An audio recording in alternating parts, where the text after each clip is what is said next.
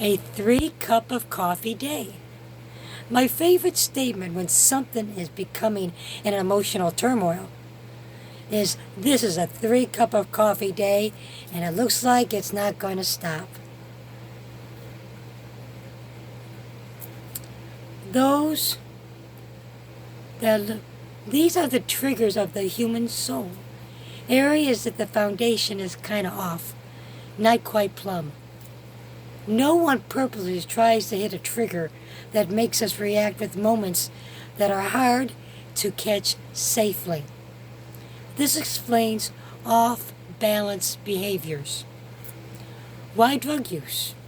Why does a bad behavior occur with even the most put-together people we know? Why drink?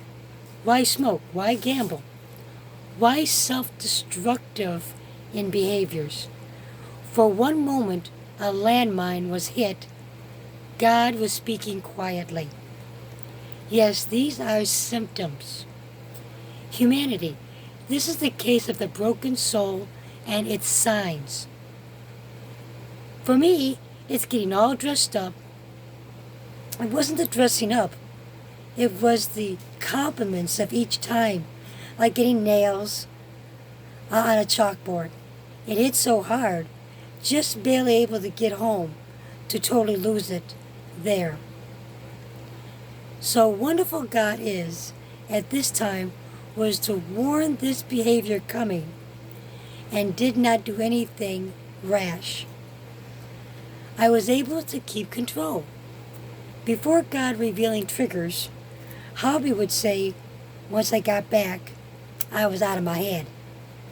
So many behaviors learn to survive these episodes, these triggers. These skills are all whitewashed smiles while being broken, trying to look all put together when broken inside. There's no match on how fast I move. Those memories will stay. You cannot outrun your brain. Grief has moments of wham. When we were a team, what solves this problem was to tone down and to stay hidden. Not to dress up, but to stay gray. A light and yet told to stay hidden. I understand this was for my protection. This was a childhood memory that became a trigger. Being told to hide, stop looking like a girl. So no dress up, no shoes, no hat, no makeup stuff. Making sense now when your parents' best babysitters were pedophiles. I remember it was only a memory that was hidden. God allows us to bring up only what is needed. To be made a whole person, to stop the cycle of covering up coping behaviors. The Holy Spirit is there to help overcome, and it is His ways are gentle. So I put on the warning, if you get triggered easy, stop here, take a breath. Then when you're ready, move forward. To cry is a good thing. To be in a safe location and remember to change your perspective so your eyes will be focused to see life from another direction. To remember this is only a memory. You don't need to handle strong emotions alone. Recommend strong Christian friends who have been through this process themselves. Triggers have to be reviewed to find the history, aka trauma behind them. When you remember, you give them to the Creator of the universe. Forgive those that have hurt that part of your inner child that is crying. Don't run. Stay and face this.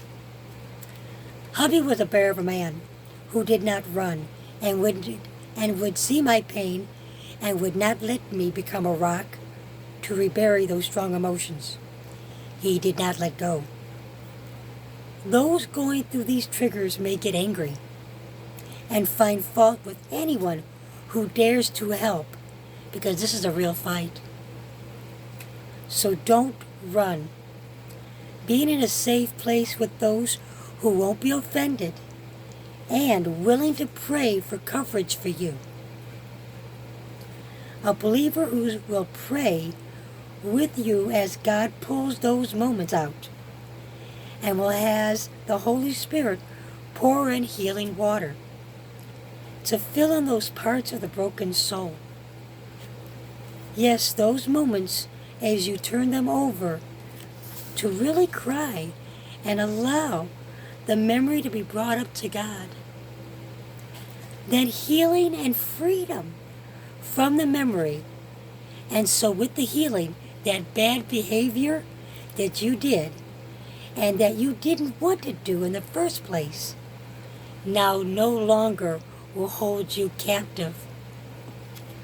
So here on the floor, broken before God, who in love reminds me of the memory, and yet showed me also he was there in the middle of my pain. And together we can overcome and be fixed. If you're expected a feel-good book, you'll be mistaken. God delivers healing, and it takes work and to have old wounds revealed and exposed. No hiding with God. Praise Yah.